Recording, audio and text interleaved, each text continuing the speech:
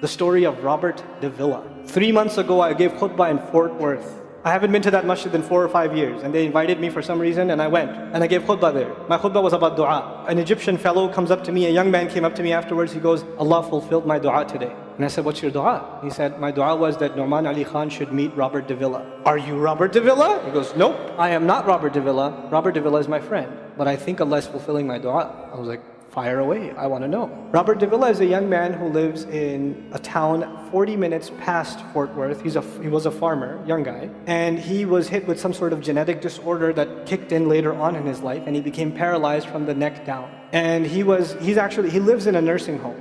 Most people in that nursing home are 90 years, 100 years. They're really, really old people. And then there's, his room where he's paralyzed neck down. He's the only 30-something-year-old that is in the nursing home. Okay? And he's been in that nursing home for the last 10 years. His family got a computer for him that's voice activated, so he can give voice commands, put a headphone on and Google stuff and search stuff so he can surf the web and find information. And by the way, staunch Christian family, the minister comes and prays for him every week and things like that. And his best friend was in the bed next to him. One of his best friends. He became best friends because he met him at the nursing home. This person was also paralyzed and he needed a new liver, okay? A liver transplant. He was waiting for a liver transplant. And they used to talk about, God and things like that all the time. They were good friends. Finally, his best friend got a call that there's a donor available for the liver. So he's so excited. He goes, Robert, I'm going to miss you, but I'm going. I've got a donor. So they take his friend and they go into the operation, and his friend died at the operating table. Now his friend, who's also a Christian, the deceased friend, his sister took one of the amulets of his friend, a crucifix,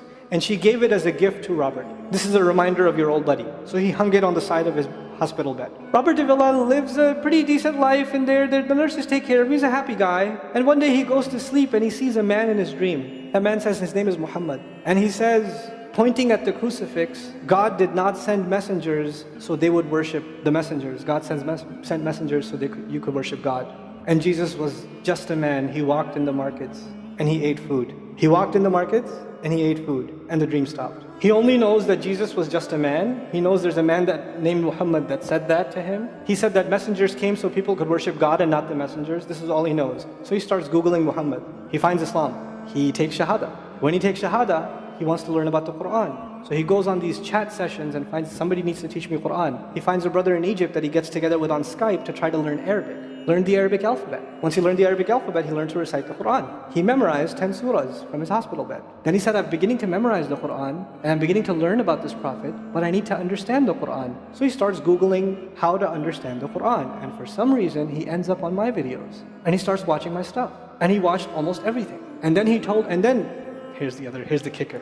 In the nursing home, there was an Egyptian fellow that used to come in and do some repair work.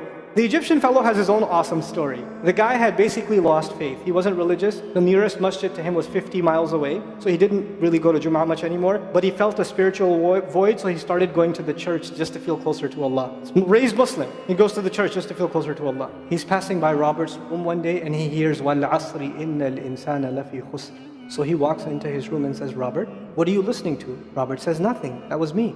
And the guy says, you're a Muslim? He goes, yeah, I became Muslim. And now this friend is in shock. How does Allah guide someone in the middle of Churchtown, USA, in a nursing home, with a crucifix on the side of his bed that he doesn't even have the physical strength to move? And the guy himself says, I want to come back to Allah. So he tells him about his, the friend he found online, Nouman Ali Khan. So the Egyptian fellow starts watching my videos.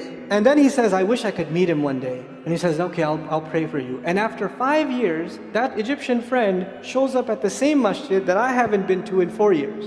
And after Jum'ah says, I think Allah wants to fulfill my friend's dua and my dua. So I said, I think He does. Let's go. So I took a few of us and we went. And we met with Robert. We had a beautiful conversation with him. The nursing was pretty shocked. You're all here to meet Robert? He's like, yep. Why do you want to meet him? He's an inspiration. We're like, okay, let me check if we can. And they had to call the hospice administrator and all this stuff. And then eventually let us in. And Robert's in shock. And then I meet with Robert, we're talking. And I was like, hey, Robert, so I heard you memorize some surahs. He says, yeah. Can you recite one for me? So he recited Surah Al-Asr. Not one of us was not crying. We're just in tears. When somebody turns to Allah, don't worry about the means. Guidance will come. balance will come. I want to tell you some more about Robert because young guys are here. Young guys that play basketball. Young guys that are healthy. Young guys that have ambition. I told you what's his paralysis, from where to where? Neck down. He has a special wheelchair that has to hold pretty much every part of his body in place. He can't just sit in a wheelchair. It holds his neck and it holds every other part of his body in place because he has no control over his limbs. And he has to have a special van where the wheelchair locks in so that if it goes through a bump or whatever, he doesn't, receive the shock. So he made a request. He wants to go to the Friday prayer. They didn't have the special van, so they put him in a regular van. And so he went to the regular van and a few bumps and his spine got even more hurt. He went to Jumu'ah. He came back in excruciating pain and they said, I'm sorry, Robert, you're no longer able to sit in your wheelchair. You're going to have to stay in your bed for the next 6 months at least. If you see recovery, then you can get back up again. I met him in that span. He'd already been in that bed for 3 months already. And the reason he was in that bed is he went to Jumu'ah prayer. And he told me about the Jumu'ah prayer. He said, I've never felt more peace in my life than I was in that masjid. And you know what I'm going to do, Brother Nauman? When I can sit in my chair again, I'm going to go to Jumu'ah. I'm going to go to the masjid because I've never felt like that before. There's someone who has nothing but control over his mouth and his eyes. And he says, I only find peace in the masjid. And here we are. If Allah can guide Robert Davila, Allah guide everybody. And then he said, sometimes I wonder why Allah put me in this position. And then I say to myself, what am I kidding? Allah has given me so much. I am so grateful for what He gave me. And if this is the way He was going to bring me to Islam, it's all worth it. So worth it. You have Muslims that lose a little bit of health and they say, why is Allah doing this to me?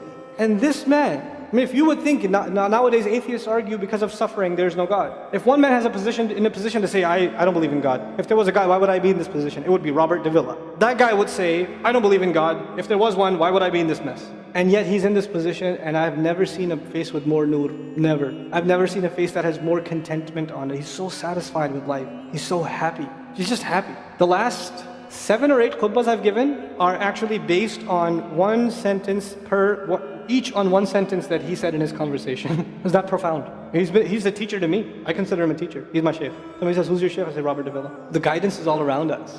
You don't have to get worried about what's not there. There's plenty there. You know what Allah did for the people of the cave? He even guided them in where to sleep. He even guided them on where to turn. As the sun was coming, they'd turn away from it. As the sun came from the other side, they'd turn the other way. Allah will guide you in your sleep when you make dua to Him. He'll even guide you in your sleep. Every toss and turn will be guided by Allah. Can you imagine? We shouldn't be skeptical in Allah's guidance. We shouldn't worry about how am I going to find balance. No, that's Allah's job to guide you. Your job is to talk to Him. Your job is to get sincere. That is the message I have for you. That is how we're going to find balance. Honestly. And if once you do that, once you become sincere to Allah, Allah will open doors. Allah will give you friends. Allah will give you teachers. Allah will give you access to resources, all of which are going to bring you closer and closer and closer to Him and to the truth and make life better for the people around you.